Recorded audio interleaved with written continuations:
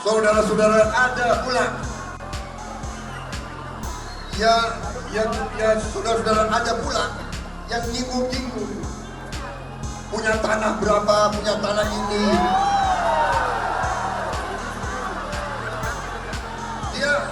Dia pintar atau goblok sih?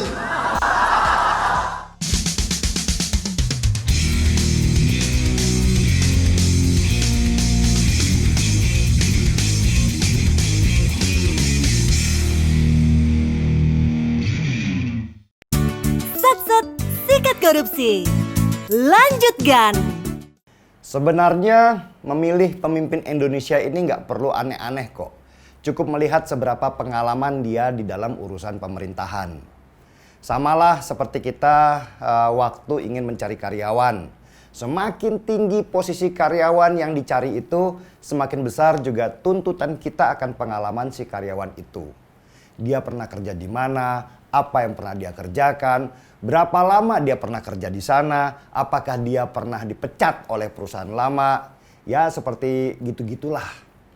Seberapa penting melihat rekam jejak seseorang? Wah, penting sekali. Apalagi dalam hal memilih seorang presiden, pemimpin tertinggi negara, kita juga harus cermat melihat rekam jejak seseorang. Jangan seperti memilih kucing dalam karung yang asal main ambil aja tanpa pernah meneliti apakah dia bisa menangkap tikus apa tidak. Salah memilih pemimpin, maka masa depan bangsa akan dipertaruhkan ke depannya. Benar memilih pemimpin, maka nasib bangsa juga akan bagus ke depannya. Inilah yang membuat saya memilih Ganjar Pranowo. 10 tahun menjadi anggota DPR, 10 tahun menjadi gubernur. Cukup sudah sebagai alasan saya untuk memilih dia sebagai calon presiden yang berpengalaman. Gak pernah terlibat korupsi, bahkan KPK sudah bersuara bahwa hanya sedikit orang di DPR yang tidak menerima suap uang hasil korupsi IKTP. Dan salah satunya itu bernama Ganjar Pranowo. Apalagi ditambah calon wakilnya yang bernama Mahfud MD. Seorang menteri, mantan hakim konstitusi, dan seabrek pengalaman lainnya di bidang hukum. Membuat saya lebih tenang ketika negara ini kelak dipimpin oleh mereka. Satunya ahli pemerintahan dan satunya lagi adalah ahli hukum. Apalagi yang bikin saya ragu untuk milih mereka buat bangsa ini. Coba deh perhatikan kandidat lainnya. Prabowo punya jejak masa lalu yang kelam banget terkait pelanggaran hak asasi manusia. Dia juga bisa menjadi menteri pertahanan hanya karena kebaikan hati Presiden Jokowi saja, bukan karena pengalamannya yang segudang. Itulah kenapa di debat kemarin Prabowo yang menteri pertahanan bahkan tidak bisa menjawab semua pertanyaan-pertanyaan yang berhubungan dengan kementerian dia. Karena memang Prabowo itu nggak paham. Belum lagi calon wakilnya Gibran yang masih mentah banget dalam urusan pemerintahan. Baru 2 tahun jadi wali kota, terus dikarbit jadi wakil presiden hanya karena dia anaknya presiden. Bukan karena dia penuh pengalaman yang dibutuhkan oleh bangsa ini. Misalnya nih, Prabowo yang sudah sangat tua dengan usia 72 tahun.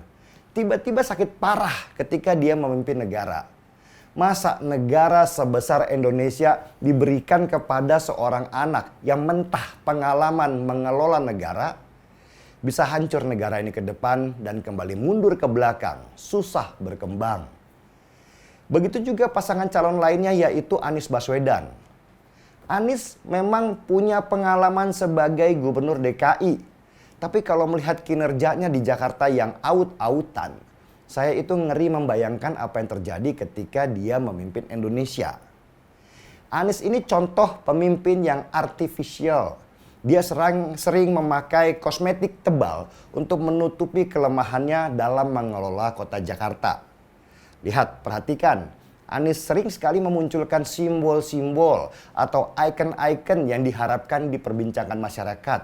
Sekedar untuk mengalihkan perhatian dari masalah manajerial yang dia punya. Anies emang jago kalau urusan kata-kata. Wong dia itu dosen kok. Tapi kalau urusan kerja, wah jangan ditanya. Ancur-ancuran. Orang yang jago banget di teori biasanya itu lemah sebagai praktisi. Wakilnya Anies, Caimin. Wah, jangan ditanya deh. Lucu orangnya memang, tapi nggak bisa serius dalam mengurusi negara. Nanti akan muncul jargon-jargon selepat-selepet, tapi kerjaan nggak beres. Dan kalau kita jeli melihat, sebenarnya ada permasalahan dalam hubungan Anies dan Caimin. Caimin seringkali mengeluarkan kebijakan tanpa konsultasi dengan Anies. Seperti misalnya ketika di debat, dia bicara tentang membangun 40 kota besar seperti Jakarta. Dan ternyata belakangan diklarifikasi oleh tim sukses mereka sendiri. Kacau banget memang Caimin ini. Ganjar memang tidak sempurna. Mahfud MD juga bukan orang yang sempurna. Kalau ada yang lebih pintar dan lebih jernih dari mereka, saya pasti akan pilih yang lain itu juga. Itu namanya objektif. Tetapi sekarang ini, dalam 3 pasangan calon yang ada, ya yang terbaik menurut saya masih pasangan Ganjar dan Mahfud. Yang lain, ngeri saya berikan negara sebesar ini kepada mereka. Apalagi kepada Prabowo yang kita lihat kemarin, emosinya sangat tidak stabil dan temperamental, mudah marah. Wah, bisa-bisa negara ini kelak akan diperintah sesuai mood emosinya saja. Ngeri, seruput kopi dulu